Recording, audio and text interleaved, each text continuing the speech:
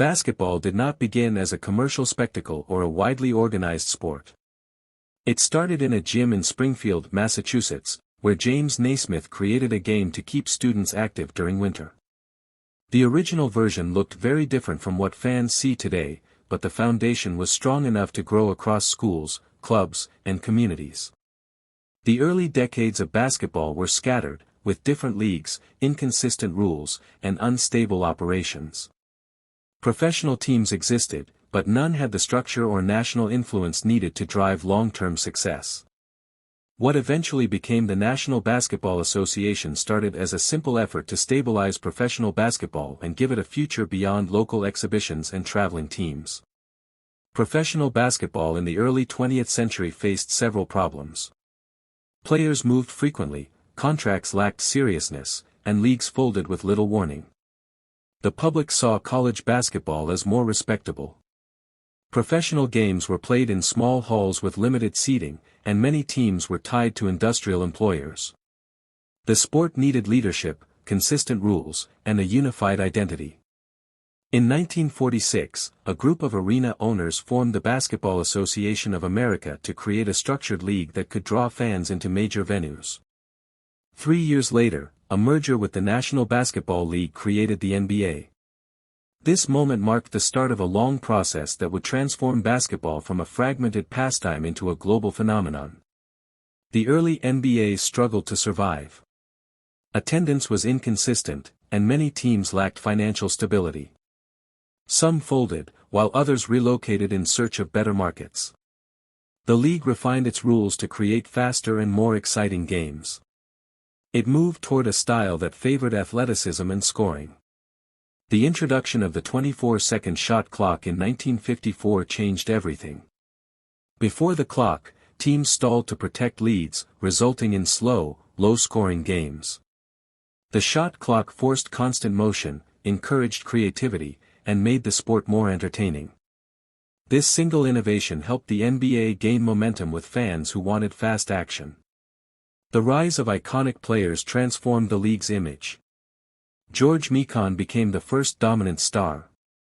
His presence increased attendance and forced the league to adapt rules to maintain competitive balance.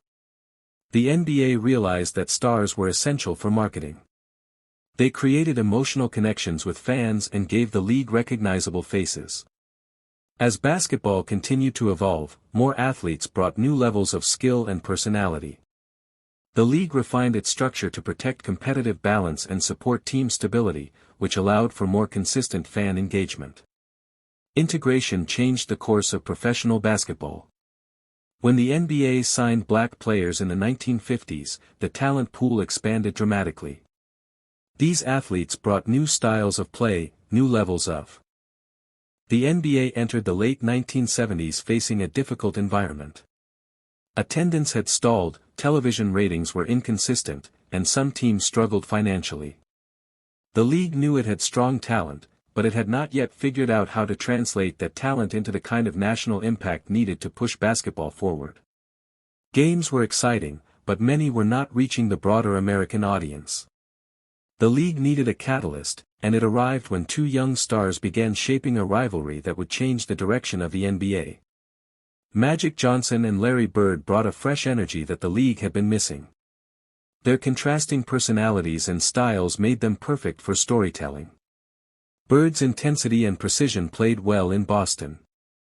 Magic's charisma and court vision electrified Los Angeles.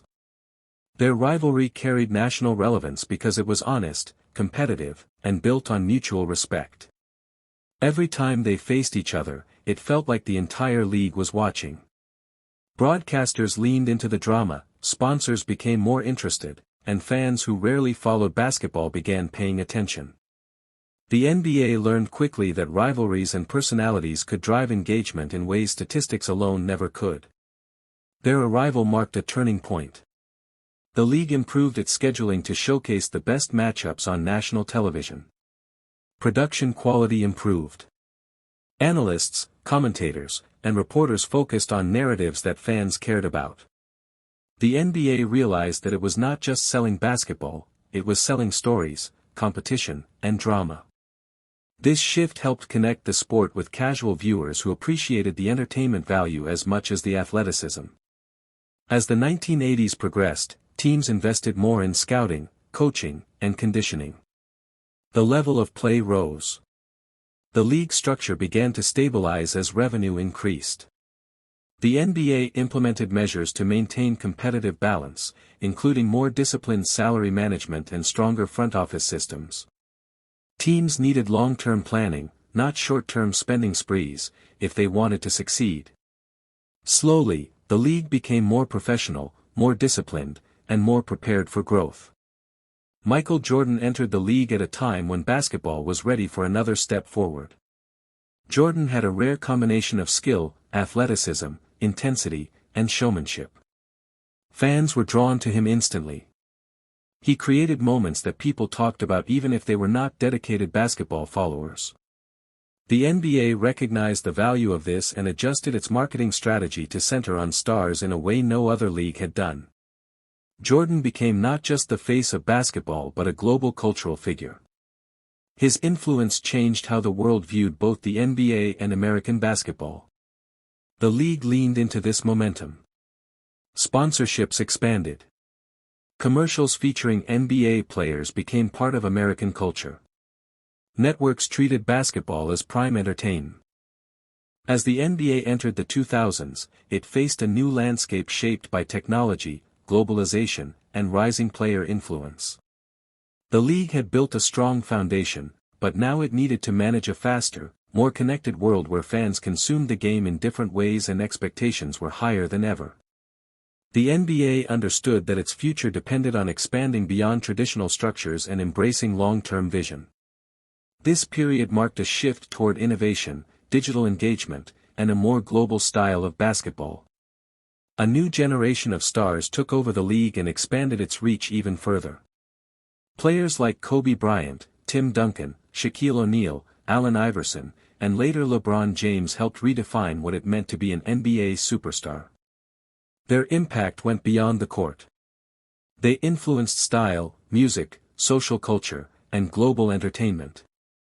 The league learned that players were its most valuable storytellers. Their backgrounds, challenges, and personalities helped shape fan loyalty.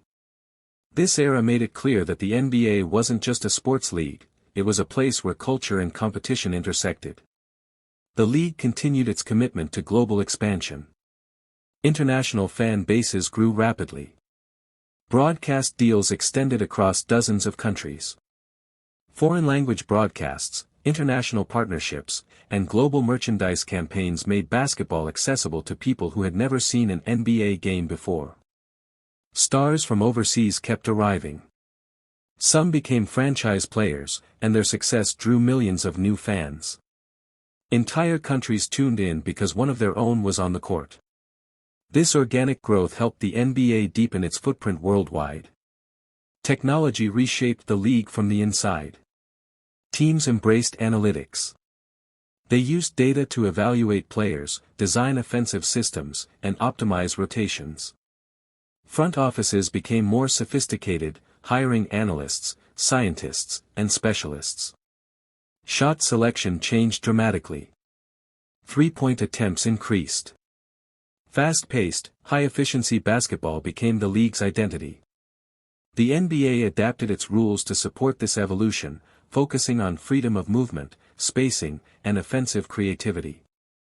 Games became more fluid and visually appealing, which helped attract younger audiences. Fan behavior changed as digital platforms grew. The NBA was quick to understand that fans no longer consumed games the same way they once did. Instead of waiting for nightly broadcasts, they followed highlights within minutes on social platforms. They tracked players through behind-the-scenes videos, interviews, and personal content. Short clips and real-time reactions became part of the weekly experience. The league embraced this shift instead of resisting it. It partnered with digital platforms, expanded online access, and supported player-driven media. This helped the NBA stay relevant in a fast-paced digital era. The league also recognized the importance of building a development system.